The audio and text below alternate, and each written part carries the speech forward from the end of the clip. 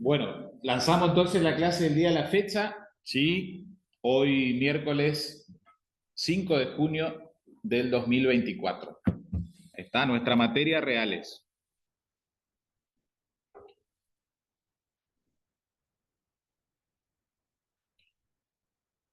Vamos entonces al tema introductorio que les había dicho. Seguimos analizando la cuestión de los muros, cercos y fosos.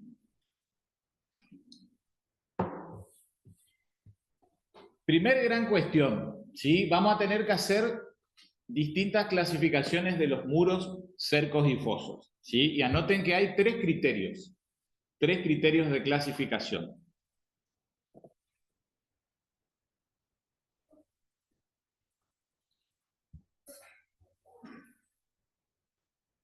Y anoten que los tres criterios dos de esos criterios, dos de los tres criterios de clasificación son bipartitos. Y el tercero es tripartito. ¿Está? O sea, dos clasificaciones tienen dos desagregados, digamos, dos subdivisiones. Y la tercera clasificación lleva a una subclasificación tripartita. ¿Está? Menos palabrerío y vamos a lo concreto. Vean, gente, esto es lo que tenemos que empezar a grabar. Primer clasificación, muros, por un lado, o contiguo o encaballado. Anotamos primero los tres criterios de clasificación. Por un lado, entonces, contiguo, encaballado. Después nos metemos a desarrollar el análisis de qué significa o qué implica cada subclasificación. Primer ítem, hola, ¿qué tal? Contiguo encaballado. Ven ahí, es bipartito porque tiene dos términos.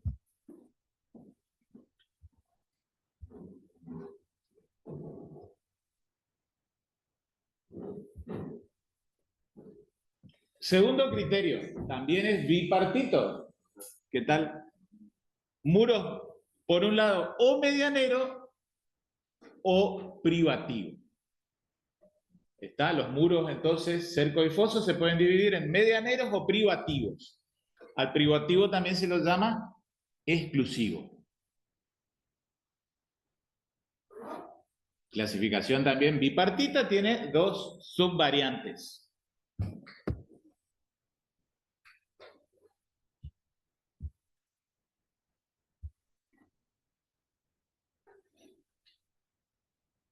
Tercer criterio, ahí ven que ya es tripartito, tres términos, ¿sí? Tres desagregados, tres divisiones. Los muros pueden subclasificarse también desde este otro criterio en descerramiento, de elevación y enterrado. Tercer criterio. Descerramiento, de elevación y enterrado. Entonces, no se vayan a asustar, digamos, vamos a ir repasando, más que repasando, estudiando por vez primera, digamos, en el grado, qué significa cada una de estas cosas, cada una de estas subclasificaciones. Conclusión, vean, al final, digamos, de todo este ejercicio que hacemos, ¿cuál es la idea? Que ustedes puedan, digamos, que en cierta manera le transmitamos nosotros como cátedra esas herramientas para que ustedes, quizás hasta a golpe de vista, la mayoría de las veces, por ahí hasta, como siempre digo, van caminando por la calle o por la vereda y ustedes puedan decir, ah, estoy en presencia de un muro de tal característica. Quizás esta última sí va a ser la más directa, digamos, en la cual ustedes van a tener la mayor herramienta para atribuir una calificación a ese tipo de muro. Para las dos primeras quizás no tengamos que valer de la ayuda de un profesional agrimensor o de un profesional maestro mayor de obra, ¿sí? O de un arquitecto, ¿sí? La primera y la segunda subclasificación. En definitiva, tenemos que hacer jugar las tres clasificaciones para que recién luego podamos definir cuál es el muro, cerco o foso que tiene o recae sobre el mismo condominio con indivisión forzosa perdurable, condominio para siempre.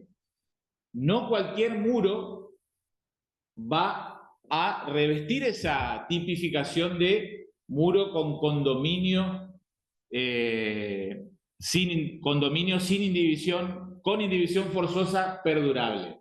Solo algunos tipos de muro van a revestir esa tipificación. Entonces vamos a desandar este camino para que hagamos la comprensión de este tema.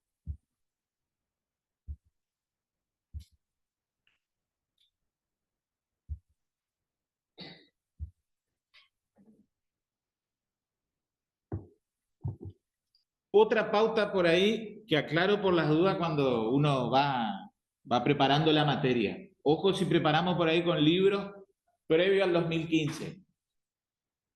Obviamente va a ser algo que desaconsejamos como cátedra, pero por ahí ustedes más adelante, cuando avancen ya a nivel de posgrado y demás, por ahí agarran un libro anterior al 2015.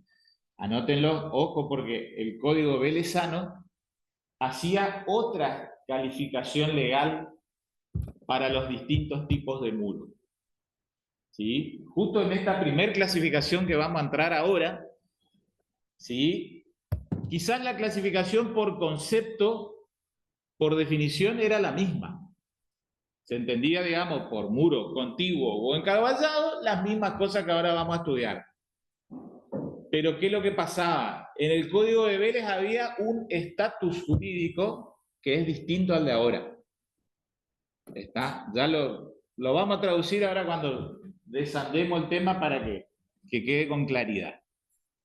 Primer criterio, entonces, esto de contiguo encaballado. ¿A qué es lo que responde? Anótenlo a esa pregunta. ¿Dónde se asienta físicamente el muro? Ese, digamos, el disparador que a ustedes les tiene que venir en sus mentes, en sus cabezas, cuando comienzan a explicar el tema de muro contiguo o encaballado. Estamos respondiendo a la pregunta, ¿dónde se asienta físicamente el inmueble? De allí que ven esto de, tomamos el criterio del lugar de emplazamiento físico. Bueno, le vamos a ir mejorando el lenguaje, la terminología. Pero en concreto respondemos a esa pregunta, ¿dónde se asienta físicamente el inmueble? Partimos de la base que estamos trabajando con dos parcelas, ¿sí?, que son colindantes. Dos inmuebles que son colindantes entre sí. Bueno, vamos a la primera subclasificación, muro contiguo. Ahí lo ven, artículo 2006, inciso letra C. ¿Sí? 2006, inciso C. Ven ahí, es el muro lindero. ¿Sí? Después vamos a entender qué es esto de, en general, lindero, que se asienta totalmente en uno de los inmuebles colindantes, de modo que el filo coincide con el límite separativo. ¿Está? Es lo que ustedes ven allí. Digamos, el límite catastral de la parcela subdividida es la línea y punto rojo. Tienen ambas heredades. Y ahí en ese segmento, volvemos a estudiar un poco de matemáticas reales, ven ahí el segmento quiere representar de la línea roja, con, digamos, las barritas cruzadas, es el ladrillo. Bueno, el ladrillo está perfectamente colocado en una sola heredad. El ladrillo está perfectamente colocado en un solo inmueble. Y esa colocación lleva tal que a su vez el límite externo de ese ladrillo coincide con el filo, digamos, del inmueble. Más allá ya existe la otra heredad. Conclusión, anótenlo, no se asienta en nada en el inmueble colindante. Eso, digamos, es para rápido disparador mental para no confundirse. El muro contiguo no se asienta en nada en la heredad ajena. ¿Sí? Solo en un inmueble se asienta, y en qué lugar de ese inmueble, porque podría estar corrido 1 metro hacia adentro. Bueno, eso no es muro contiguo. Tiene que ser, digamos, de la especie muro, como lo ven allí, lindero. Lindero es, digamos, a su vez una tipología más global. Son los muros que se asientan justo en los límites, sobre los límites o cercano a los límites de dos heredades, cercano a los límites entre dos inmuebles. Es, digamos, la calificación de lindero comprende a contiguos y encaballados, privativos o, digamos, en los cuales hay división forzosa, de cerramiento, de elevación o enterrado. La palabrita o la clasificación lindero es aplicable a todos ellos, no se olviden eso también. Bueno, entonces, ¿cuál es el contiguo? Solo se asienta sobre un inmueble, en nada en el otro. Sin embargo, el límite externo coincide con el filo de la otra propiedad, por así decirlo, hablando con el lenguaje de los vecinos. Vamos ahora al muro encaballado. ¿Sí? ¿Ven ahí? 2006, inciso letra B.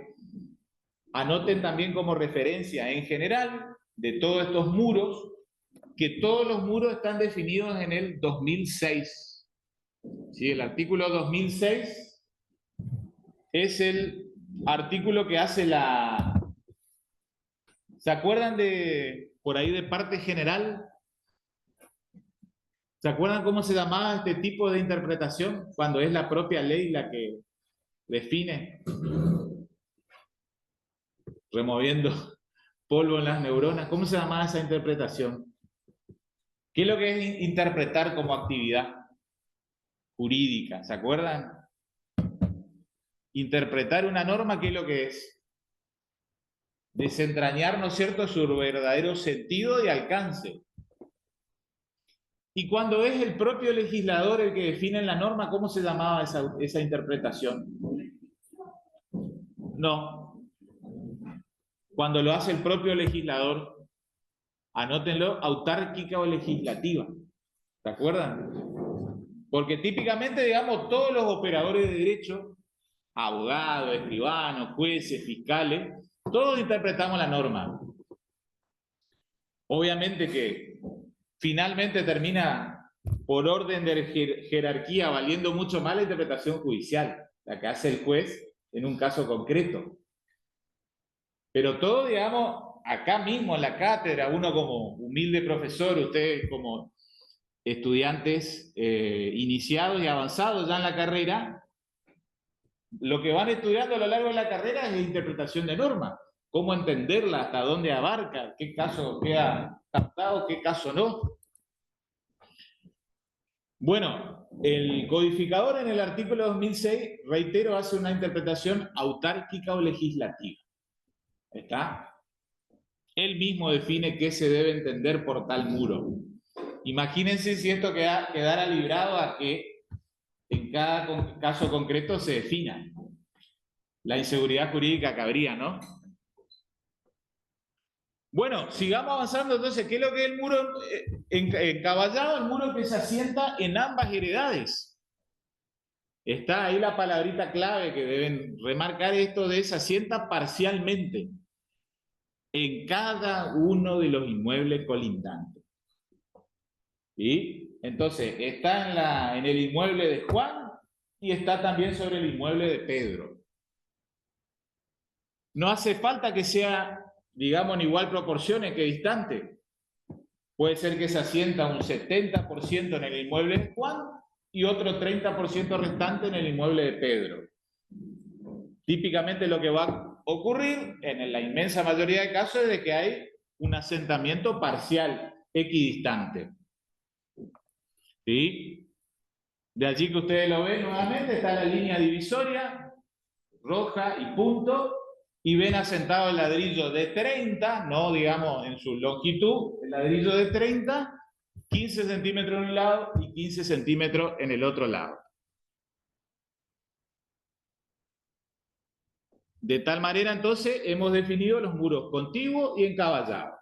¿Estamos hasta ahí? ¿Alguna preguntita? ¿No? Bien, buenísimo.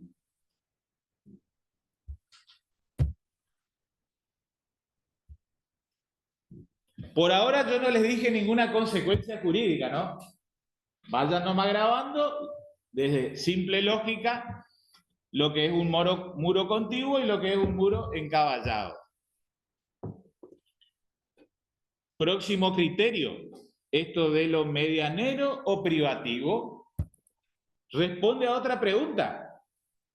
Y acá, digamos, donde nos empieza a gustar esta cuestión, quizás el primer criterio es más para arquitectos, para maestros mayores de obra, para albañil, para changarín, ¿sí? Que nunca viene a laburar el día lunes, no sé si les pasa eso a ustedes, o en la familia, típicamente, ¿no? Uno el sábado mediodía que abona el salario semanal o quincenal, y olvídense que el lunes va a venir el obrero a trabajar en casa.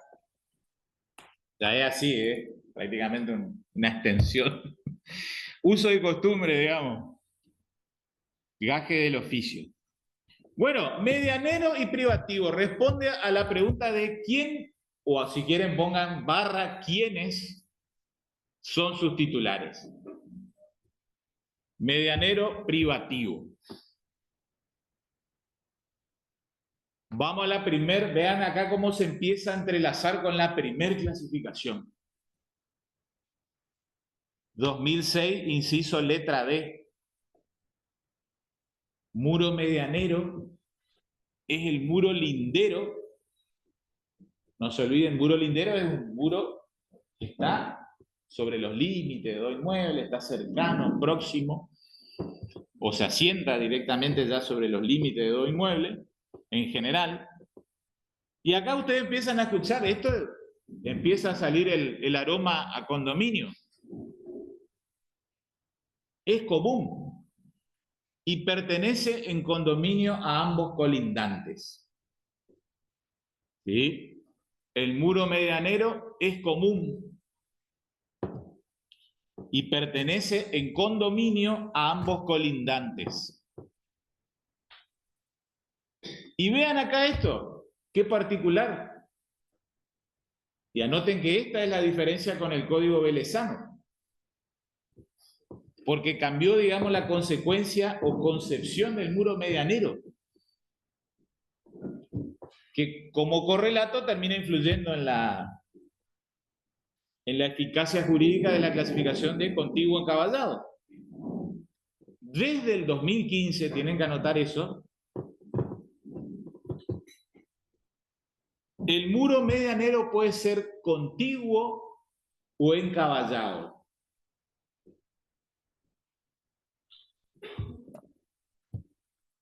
¿Se entendió, no? Esto. El muro medianero puede ser contiguo o encaballado. Entonces, ¿qué está diciendo la norma legal? Vamos atando cabo, digamos. Es como que estamos mirando una serie y vamos viendo capítulo 1, capítulo 2 y empezamos a armar la historia. ¿Qué pasa? ¿Qué está queriendo decir el código? Exclusivamente. Claro, y anoten que ahí hay una pauta de diferenciación. Porque hasta el 2015, anoten que los muros contiguos no eran condominio.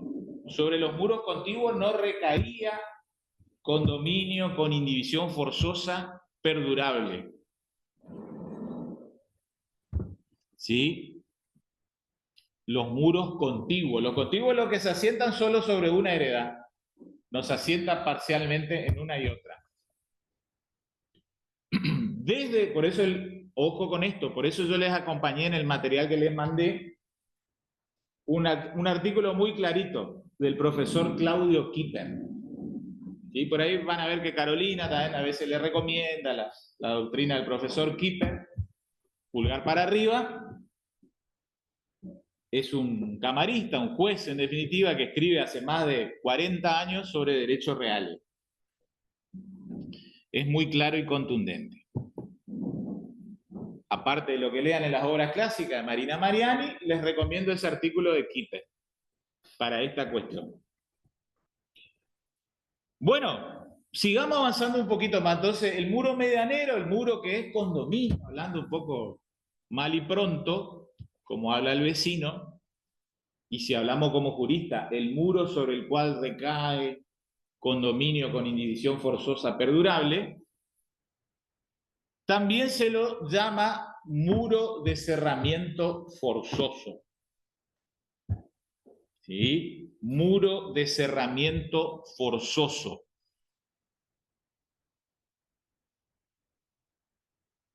A este muro medianero. Hagan de cuenta que ustedes compran un terreno pelado, un baldío, y el vecino de ustedes también tiene un baldío. Hagamos de cuenta que a su vez no hay ni alambrado, no hay ni poste. Bueno, la simple lógica, anótenlo, lleva a que hay que hacer un cerramiento para dividir las heredades.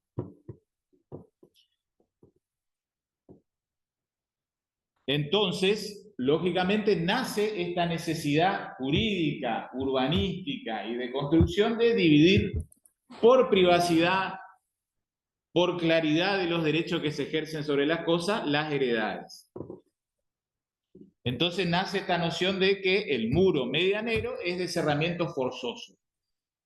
Y ahí va a venir la gran pregunta, ¿dónde asiento el ladrillo? ¿Solo sobre mi heredad? ¿O puedo asentarla parcialmente sobre la heredad ajena?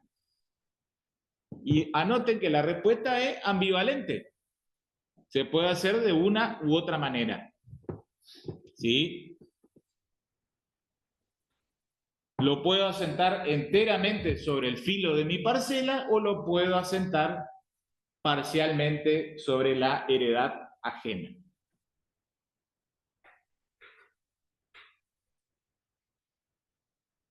¿Qué es lo que se puede hacer sobre el muro medianero, como lo ven allí?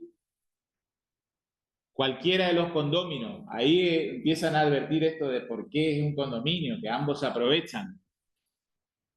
Pueden adosar construcciones al muro, anclarlas en él, empotrar todo tipo de tirantes, abrir cavidades, como les digo, la cajita de luz, la cañería de agua, cualquiera de ambos condóminos. Vean hasta dónde llega, hasta se puede demolerlo, si necesita hacerlo más firme, pero debe reconstruirlo con la altura y estabilidad no menor. Vamos ahora al otro muro, privativo. Estamos respondiendo a la pregunta, ¿quién es su titular? ¿Sí?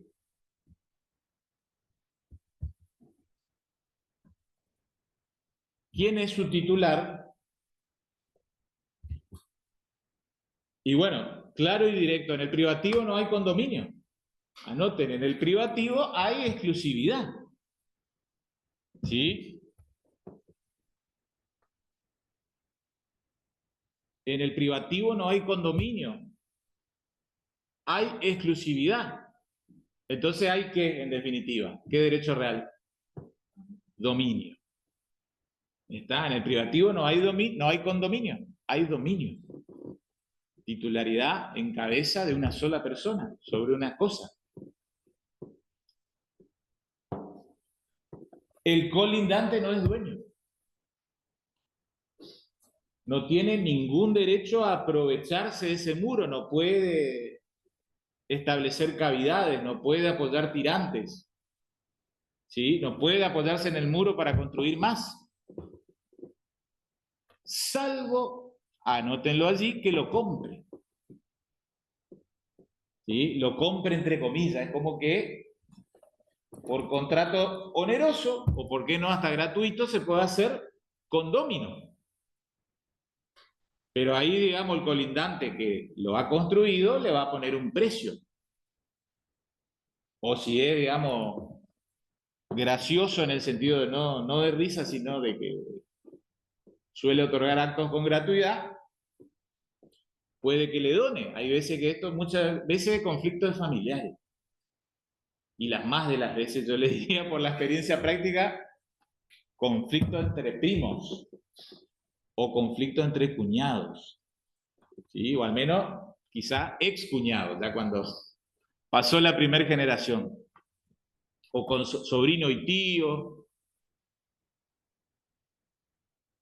Como ven allí, ustedes acá empiezan a leer en ese tercer ítem que dice, en el primer ítem, para el privativo o exclusivo, son muros originariamente enterrados y de elevación. ¿Y esa cuál era la clasificación? La tercera clasificación que les dije. Bueno, resulta ser que entonces tenemos que empezar a hacer jugar esa clasificación. ¿Ven ahí el privativo? Puede adquirir la copropiedad por contrato o por prescripción también. Ojo con la prescripción a veces, la adquisitiva.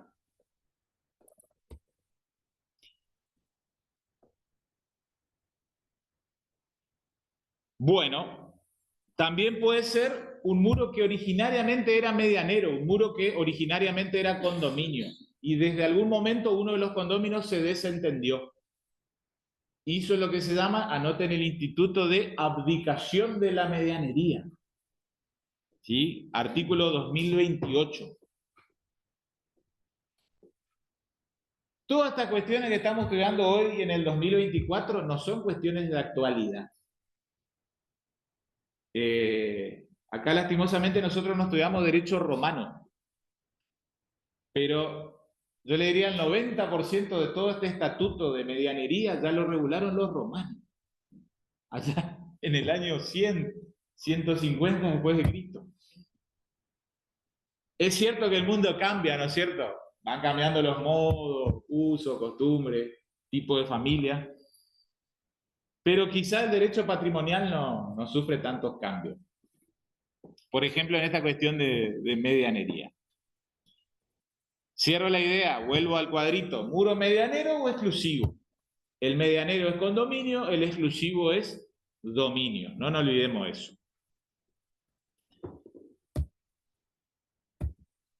Tercer clasificación. Cerramiento de elevación y enterrado. Muro de cerramiento. Si quieren, agréguenle ese rótulo que yo recién les dije. Cerramiento forzoso. ¿Sí?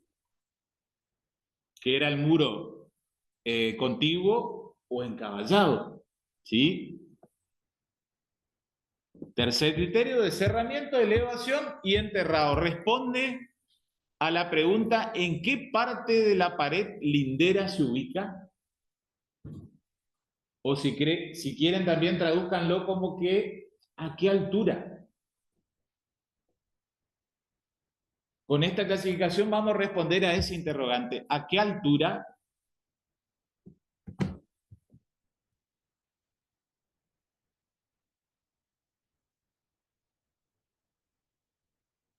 Bueno, vean.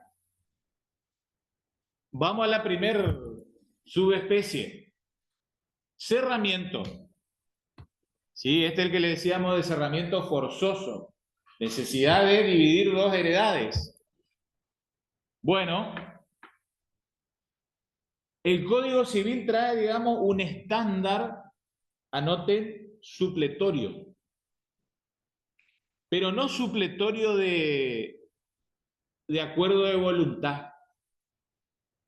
¿Se acuerdan qué es lo que era una ley supletoria?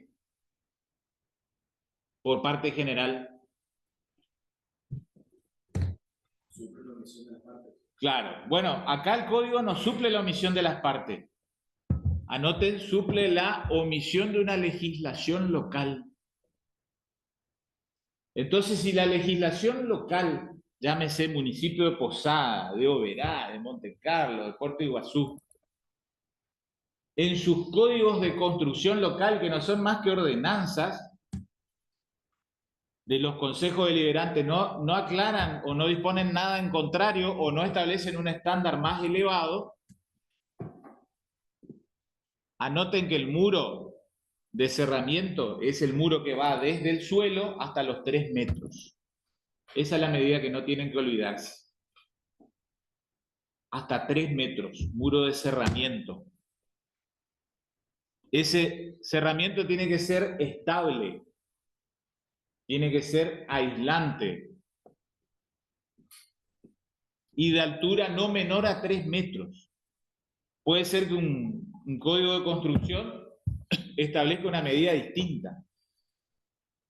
Código de construcción local y establezca un estándar por debajo o por encima. Bueno, estaremos ahí al lugar de ubicación del inmueble. Si nada se dice, tiene que ser con esas características que trae, que le pide el Código Civil y Comercial. Cuando dice, el Código le exige estos adjetivos, estas caracterizaciones de estable y aislante. ¿Qué les parece? ¿Con qué no podremos subdividir? ¿O hacer un muro de qué material? El de piedra yo creo que va a ser, si está, digamos, suficientemente colocada. No, no, pero esas que usan piedras grandes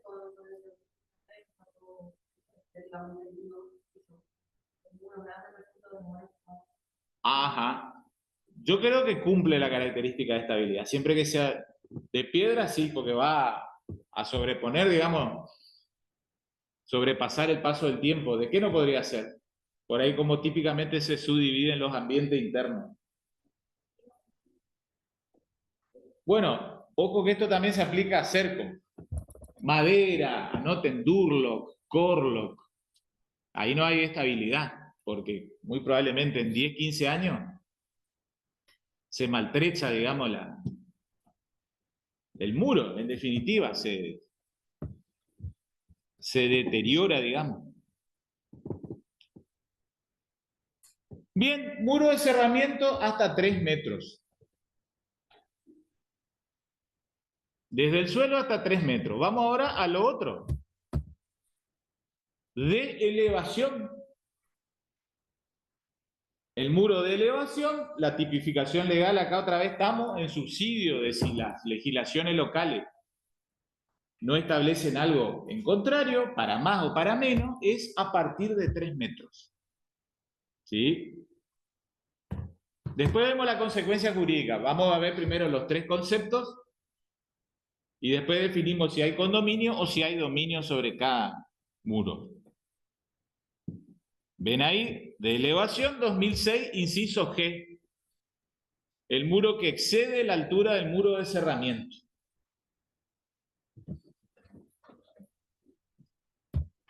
Finalmente, vamos al enterrado.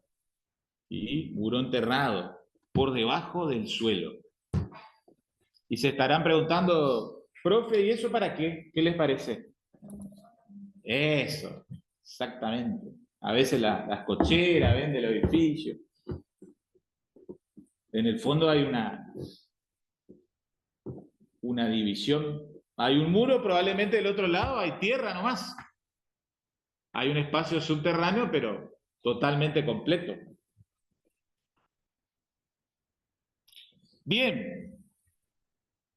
Vamos ahora a la consecuencia jurídica. Después de tanto palabrerío, este es el cuadrito que resuelve todo. Si quieren, sáquenle fotos. Yo ya les mandé al correo. Tienen este archivo. Eso es un poco el régimen jurídico que ustedes tienen que ver. El muro de cerramiento es medianero. Hay condominio. Sin embargo, en el de elevación y en el enterrado hay privacidad. Es un muro privativo, un muro donde hay dominio de su titular. ¿Está? Entonces, acá vamos cerrando un poco la parte de calificación legal de los muros. Si preguntamos al alumno, ¿cuál es el muro sobre el que recae condominio con indivisión forzosa perdurable? ¿Cuál sería la respuesta? Bueno, pero hagan jugar todas las clasificaciones.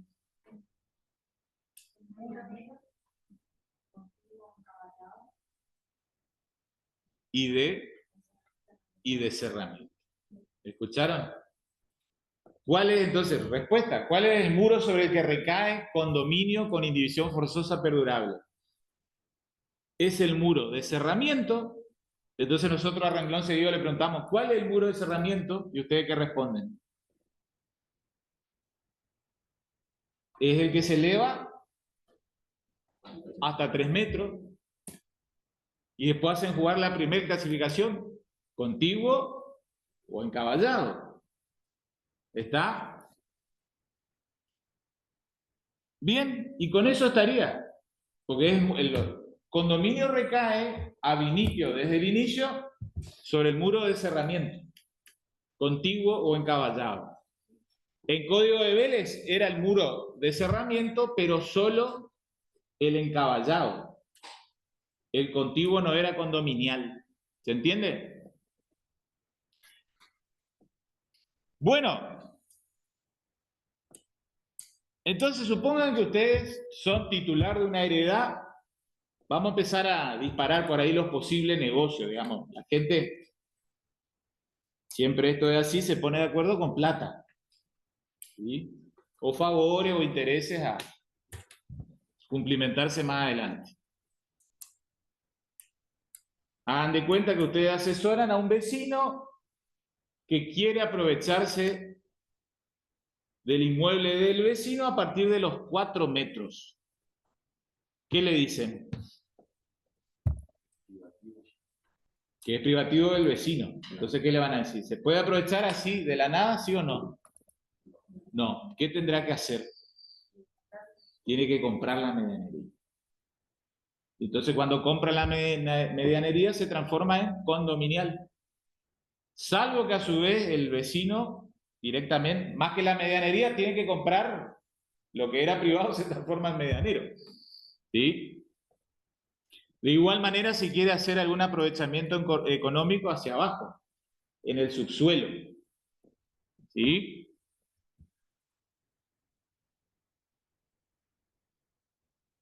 Anoten esto, vamos cerrando ya el tema de medianería. La facultad barra reviste esta doble naturaleza, obligación de quién edifica primero.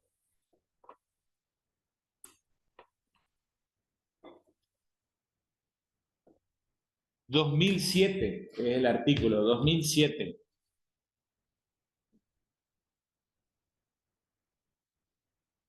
¿Ven ahí? Está, depende, digamos, con la perspectiva, con el lente que uno se calza para observar esto.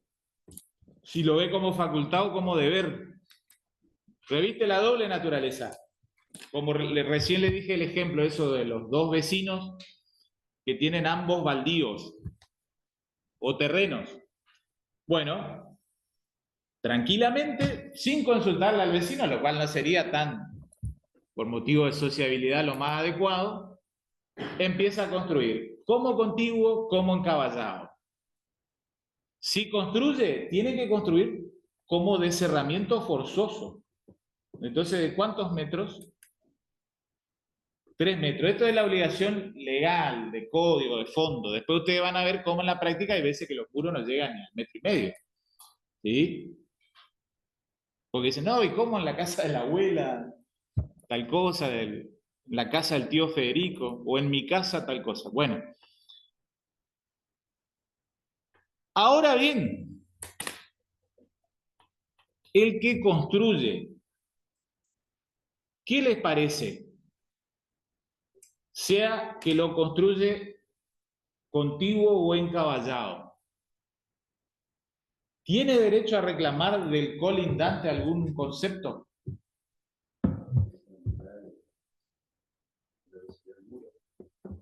Bueno, ahí anoten, el tema anoten de el reembolso. Anoten algo así como reembolso de la medianería. ¿Sí? O el cobro de la medianería, ahí como lo ven.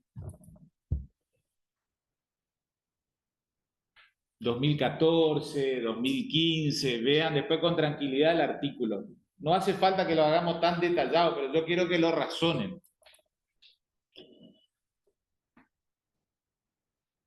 Si construyó muro medianero, o sea, muro que va a ser condominial, anote, respuesta positiva, tiene derecho al reembolso. ¿Sí?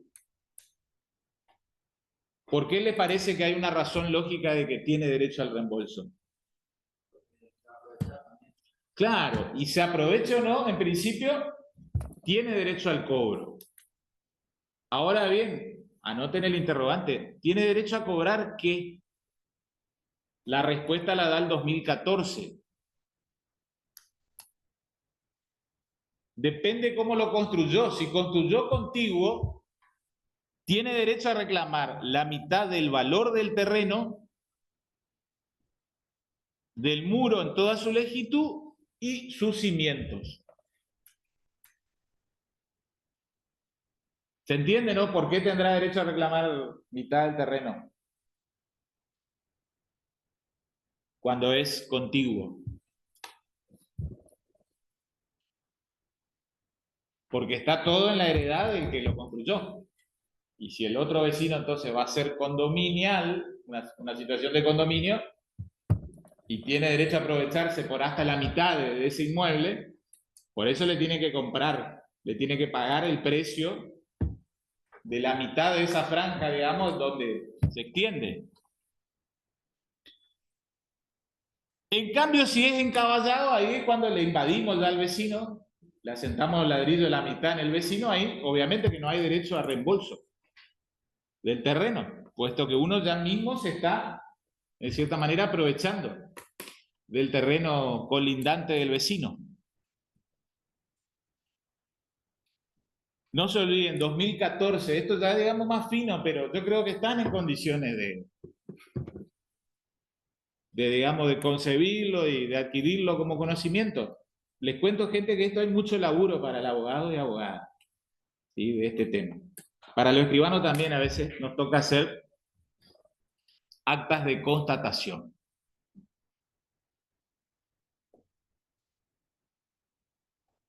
Ahora bien, gente, ojo, ahí, tema de prescripción. ¿Hasta cuándo le podemos cobrar el que construyó?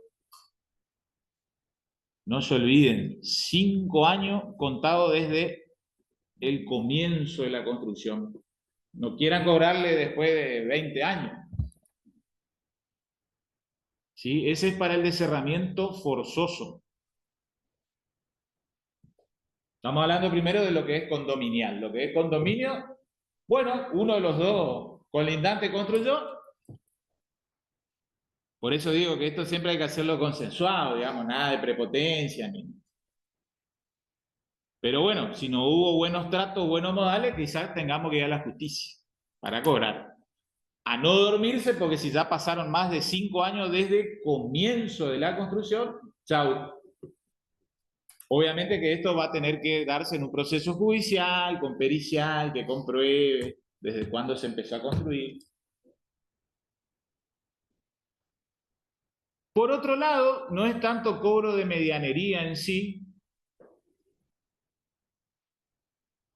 respecto de muros de elevación o enterrado, que ustedes saben que son privativos, solo habría derecho a cobrar si el colindante se aprovecha de ello. Es lo que decimos un poco, comprarle parte del muro. Y ahí el punto de inicio de la prescripción, obviamente es lógico. 5 años, pero desde que empezó a aprovecharse. Entonces también a no dormirse si asesoramos al dueño del inmueble que construyó la pared. Bueno, pregunto por las dudas, ¿se entendió globalmente? A ver, ponemos en común puntos esenciales. ¿Cuáles son las 3 clasificaciones de los muros? Entonces, primer criterio, ¿cuál era? Fíjense a ver los apuntes. Bueno, ¿cómo pueden ser? Contiguo o encaballado. Bien, vamos al segundo criterio. Responde a qué interrogante. ¿Cómo pueden ser? O privativo. Tercer criterio. Ya sí. Se desplaza, sí, se desarrolla, se ubica. ¿Cómo pueden dividirse? Bien. ¿Cuál es el muro sobre el que recae condominio con división forzosa?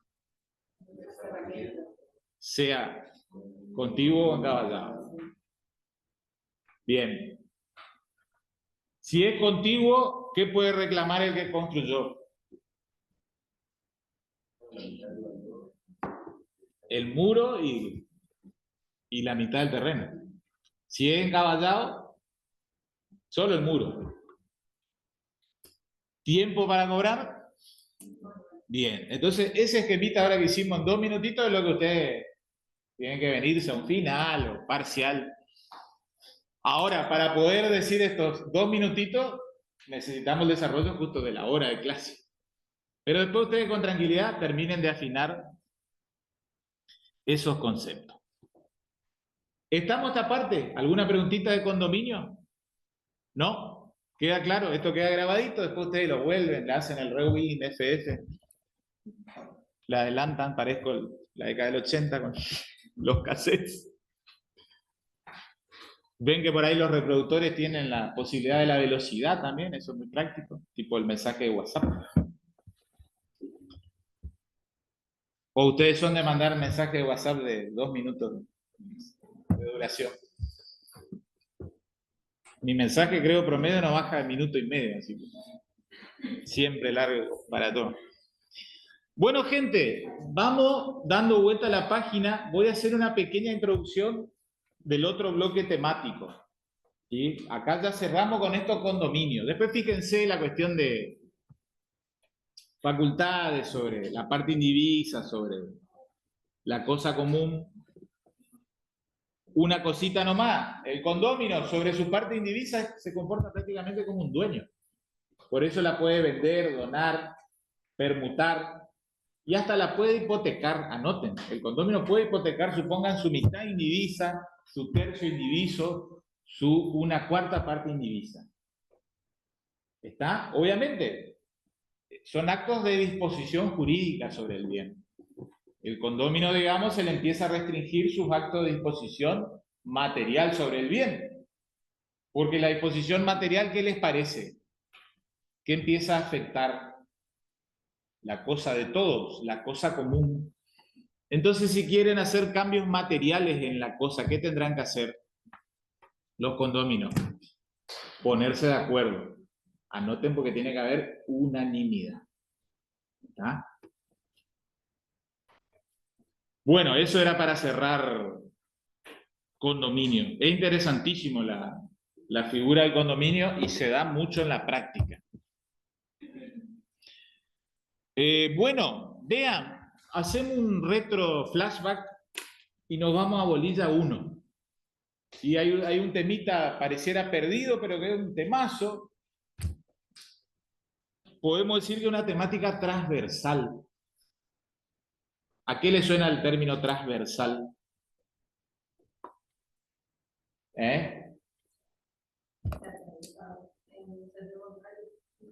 Claro, atraviesa, me gusta esa palabra, justo se vale un poco de la etimología de la palabra. ¿Atraviesa qué? Eso, diversas materias. Y la protección, justo lo que les voy a plantear ahora, el tema de protección de vivienda, ese es el tema, es un tema transversal. ¿Por qué?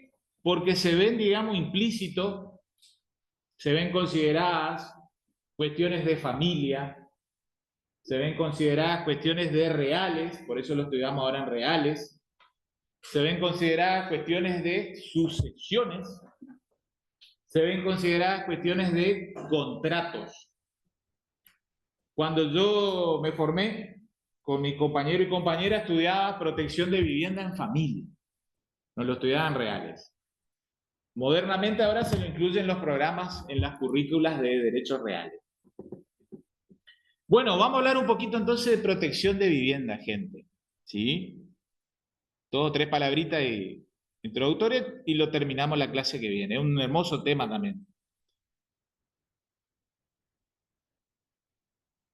¿A qué le suena? Protección de vivienda, ya lo dijimos varias veces, en parte general, es lo que antes era ¿qué cosa? Eso, anoten entonces, digamos, como para ponernos de acuerdo sobre qué estamos hablando, de lo que antes la gente decía bien de familia.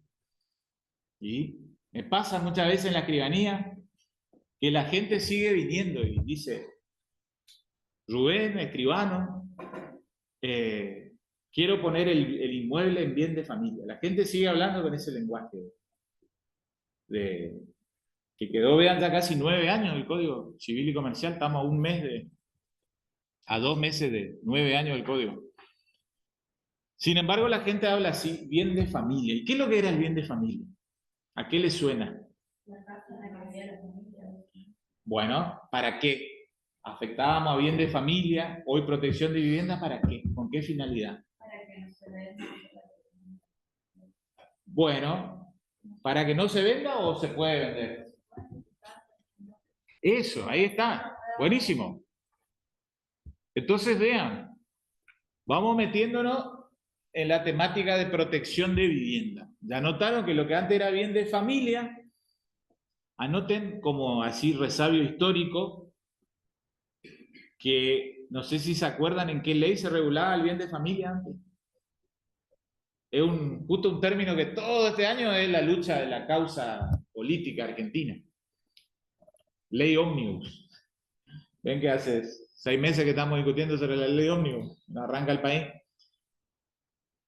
No era la ley de base, punto de partida, como quisieron parafrasear a maestro Alberdi, sino que era la ley 14394, ley ómnibus, de 1954. Anótenlo. Como antecedente legal, le estoy hablando del bien de familia. El bien de familia vino regulado en esa ley. Esa ley también trató, por ahí se acordarán, hoy ya está en el código, ausencia con presunción de fallecimiento. Trató también por vez primera en la Argentina el divorcio. Imagínense un divorcio en 1954. Lo osado de los legisladores de aquella época.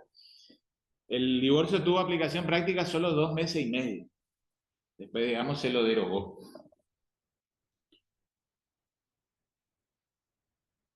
Como para que se ubique en contexto temporal, ¿quién era el presidente de aquellos años? 1954. Juan Perón, Juan Domingo. Bueno, bien. Protección del bien de familia, vean. Vamos entrando en tema. Ustedes bien lo dijeron. Y acá un poco yo intento, digamos, a ustedes no, porque ustedes son alumnos, ya lo tienen incorporado. Pero típicamente la gente viene a la escribanía también con esta concepción errada. Les cuento cuál es la concepción errada con la cual llega el cliente o el requirente a la escribanía o al estudio jurídico. La gente cree que cuando venía a afectar a bien de familia, u hoy protección de vivienda, anoten por las dudas para no caer en ese error, creía que se colectivizaba la propiedad. ¿Se entiende? Como que la propiedad quedaba a nombre de todos los miembros integrantes de la familia. Ven que a su vez el nombre o el rótulo bien de familia colabora para ello. La gente, vos le decís, se afectaba bien de familia y creían que era una manera de ir organizando ya la sucesión, por si papá, mamá o el abuelo muere. No, eso no es la finalidad de lo que era bien de familia, hoy protección de vivienda.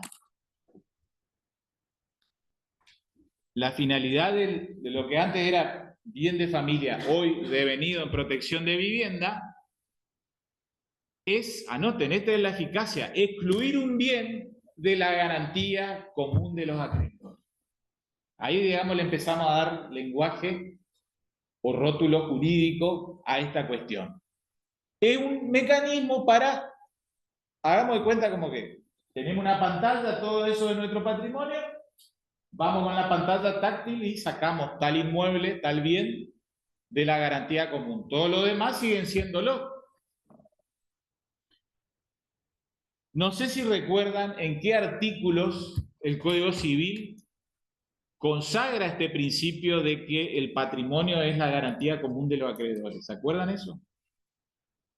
¿Es un principio general del derecho que está implícito o está explícito? ¿Se acuerdan eso? ¿Alguna idea? Está explícito. ¿Qué artículos? Ténganlo siempre presente porque a los que les gusta derecho patrimonial, vamos, venimos. Ojo porque están dos libros. Está en parte general. ¿Dónde más o menos? No hace falta el número de artículos, yo nunca, tampoco no lo tengo. Pero... Eso, ¿y dónde más o menos era? ¿Se acuerdan? Artículo 242 para el común. Todos los bienes del deudor están afectados al cumplimiento de sus obligaciones y constituyen la garantía común. 242, anótenlo. Entonces, que el patrimonio era la garantía, es la garantía común de los acreedores. Otros dicen es la prenda común. A mí me gusta más que hablemos con propiedad, garantía común. Para no confundir con algo que vamos a estudiar más adelante, que es prenda como tal, en tanto derecho real de garantía. Bien, libro primero, parte general 242. ¿Y dónde más? ¿Dónde más es contemplado? El patrimonio como garantía común de los acreedores. Lo dijeron por ahí. ¿En el libro 2 puede ser o no? ¿O el 2 de qué trata? Bueno, el libro 2 de qué trata? Familia. Libro 3, derechos personales. Bueno, empecemos ahí a deambular en el libro. Para esto es lo que sirve el método, ¿ven? Para que uno no esté, digamos, como turco en la neblina a la hora de buscar los temas. Uno es imposible que se acuerde con toda la información. Hoy vivimos, siempre lo digo, en un contexto de sobreinformación. El 90% de lo que es nuestra información diaria no resuelve lo que nos pasa a nosotros. Y dejamos solo un 10% para que nuestra cabecita trabaje sobre cosas que le atañen a nuestra gente, a nosotros mismos. Vivimos haciéndonos problemas por problemas ajenos. Saliendo de esa consideración sociológica de la realidad, ¿qué artículo del libro de derechos personales, libro tercero, lo trata? A ver, vamos a leerlo. ¿Qué dispone? Bienes que constituyen la garantía. También el presente y futuro del deudor constituyen la garantía común de su acreedor. El acreedor puede exigir la venta judicial de los bienes del deudor, pero solo en la medida necesaria para satisfacerlo. Todos los acreedores pueden ejecutar estos bienes en posición igualitaria, excepto en una causa de orden. ¿Se acuerdan cómo se llama ese último principio ahí? El excepto, o que pueden ejecutar en igualdad de condiciones. Anótenlo, la pars conditio creditorum. Lo van a estudiar en comercial 2 cuando estudien concurso y quiebra. Pars, pongan entrecomillado, pars conditio creditorum. Es la igualdad de los acreedores que no tienen preferencia en el orden de cobro. ¿Sí? Pars conditio creditorum. Entonces repasamos los artículos, de paso me los memorizo al menos por 2 semanas, después ya me olvido. 242 y 743. 242 y 743. En sus códigos, si tienen, hagan ahí una nota, una glosa. Al 242 anótenles ver 743. Y al 743 pongan ver 242. Esa es la importancia de trabajar con código en clase. Ya tienen el correlato de las normas. Bueno, con este mecanismo estamos excluyendo un bien de la garantía común de los acreedores. Esa es la finalidad. ¿Qué tipo de bien? Empezamos a darle un poquito de sustancia. Inmueble. ¿Sí? Un inmueble. Cualquier inmueble puede ser que yo tenga 3.000 hectáreas sojeras o forestales, ¿lo excluyo? No, para eso no. Ven ahí la finalidad tuitiva, la teleología de la norma, no está guiado para ello. Es para un inmueble que reviste ¿qué? Tipología de vivienda. Anótenlo. Ahora más que nunca, porque estamos, ¿cómo se llama el artículo? El Instituto de Protección de la Vivienda. Anoten en el Código Civil y Comercial actual 242 en adelante. ¿Sí? Entonces, ¿en qué libro está? Parte general. 242 en adelante. En la vieja ley ómnibus 14.394 estaba a partir del artículo 34, el bien de familia. Bueno, sí. O sea, la excepción estaba cuando la deuda era por ambos. No. No hace falta que, porque acá vamos a ver que hay un mecanismo voluntario para aceptarlo. Claro, se registra. Bueno, más que se registra, ojo que también se puede hacer por escritura y después se inscribe. Pero vamos de a poquito. Sí, después vamos a ver que no es un principio absoluto porque cae frente a otros supuestos. Entonces, 242 en adelante, libro primero, parte general, inmueble, tipología, vivienda. Entonces anótenlo, baldío no, local comercial no, galpón tampoco, extensión rural, tealera, de yerba mate, tabaco, soja, maíz, trigo, no. Inmueble, ¿sí?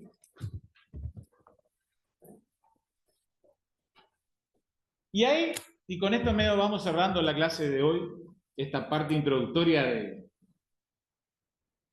de protección de vivienda, veamos algunos antecedentes, ¿sí? Ahí yo les anoto algunos, les voy a mandar con la clase de hoy grabadita el enlace, les mando este material, así ya lo van teniendo en clave de parcial, de segundo parcial de la materia. Ahí encuentran dos antecedentes, el elegit y el llamado Homestead Exemption, ¿sí? El elegit, disculpen mi inglés muy rudimentario, el elegit es una institución de la Edad Media, casi Edad Moderna, ¿sí? Derecho británico, en donde ven que, digamos, como todo el mundo, de una etapa preindustrial, luego se evoluciona a partir de la revolución industrial, un mundo industrial. Las islas británicas, previo a la revolución industrial, primordialmente se dedicaban a las actividades agrícolas-ganaderas. Entonces, ¿qué pasaba? A partir de ver que ven que a su vez en Gran Bretaña, ¿qué sistema jurídico impera? Common law, donde no hay ley escrita, ¿no es cierto? Sin embargo, ¿qué empezaba a pasar? Y los jueces que tenían que resolver los casos, de a poquito empezaron a conceder esta posibilidad de que cuando un productor agrario o ganadero se endeudaba, designe parte de su inmueble para que no le ejecute y lo pierda. Esa es un poco la misma idea, ven hoy, 400 años después, que en cierta manera subsiste. Excluir algo de la garantía común de los acreedores. De allí el nombre, el elegir. Justo esto de elección. Elegí una partecita de tus 8 hectáreas que va a ser inembargable, va a ser inejecutable. Luego, ya cuando viene, digamos, el proceso de revolución americana, independentista, independencia de Estados Unidos de Norteamérica, 1776. Coincide con la creación del virreinato del Río de la Plata. Bueno, en algunos estados de los Estados Unidos de Norteamérica comienza, digamos, a tomar este otro perfil, ya más que de protección de una actividad productiva o agraria, protección de una vivienda. ¿Sí? Entonces, cuando al dueño de una vivienda le iniciaban el proceso de ejecución, el deudor de esa deuda, justo, ven procesalmente qué es lo que es una excepción. Es una qué. Una defensa. Ven que le demandan algo y uno antes de discutir el fondo se defiende con excepciones procesales. Bueno, en el derecho anglosajón se empezó a configurar esta idea de que cada persona tenía derecho a oponer que un inmueble no le rematen, que no le ejecuten. Eso luego a la postre se transformó en el Homestead Exemption. Bueno, llegamos al proceso de constitucionalismo social. Lo estudiaron ustedes en constitucional nacional y provincial. ¿Qué es lo que era el constitucionalismo?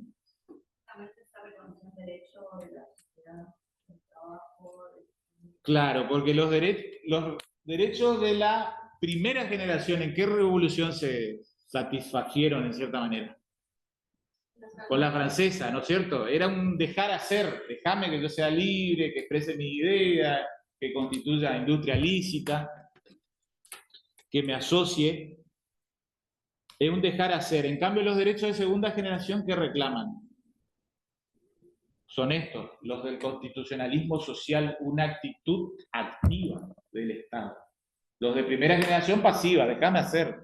Los de segunda generación, Estado, ponete las pilas, invertí en educación, en salud, en vivienda y en derecho económico.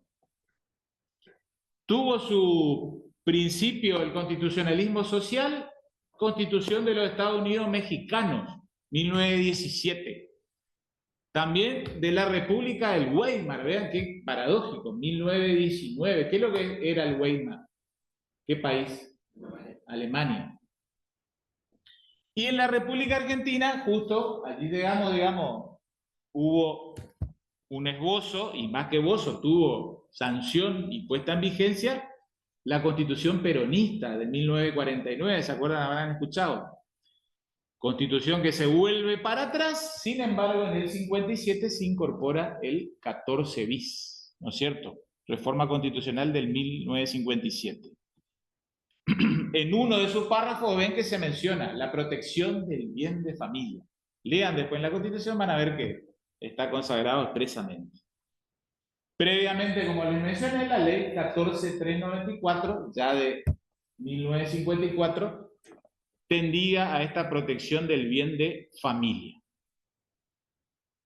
Bueno, llegó la ley 26.994, que es lo que hizo, digamos, metodológicamente hablando, derogó la 14.394 y lo incorporó al propio Código Civil y Comercial. 242, como que le peluqueó, le recicló, le dio un nuevo ropaje y cambió la denominación. Más que de bien de familia, hoy hablamos de protección de vivienda. Anótenlo, cambió la concepción. Hoy no hace falta justificar la existencia de una familia para poder recurrir a la protección de este instituto. Esto no es, digamos, palabrerío así vacío o craso, sino que tiene importancia práctica.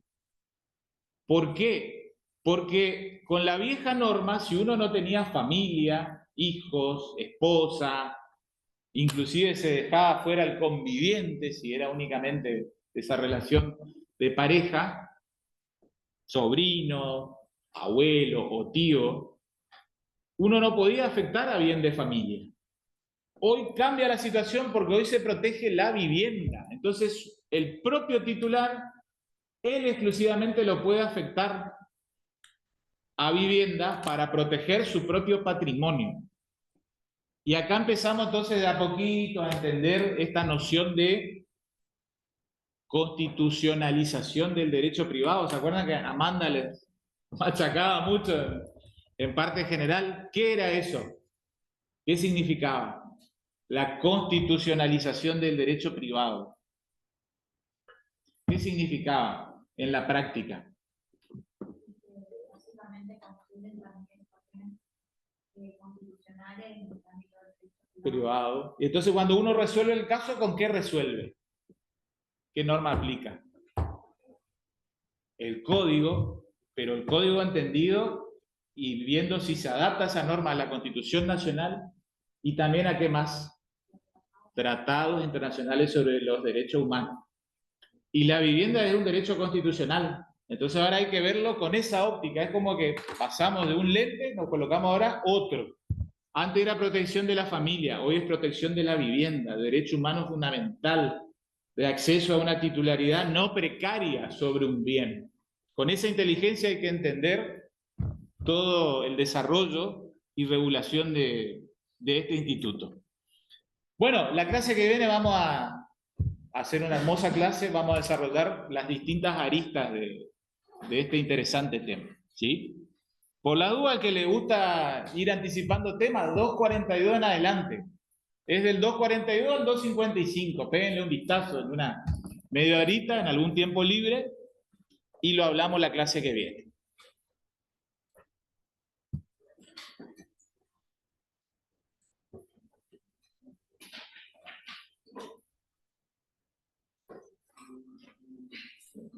cortamos acá la clase de hoy.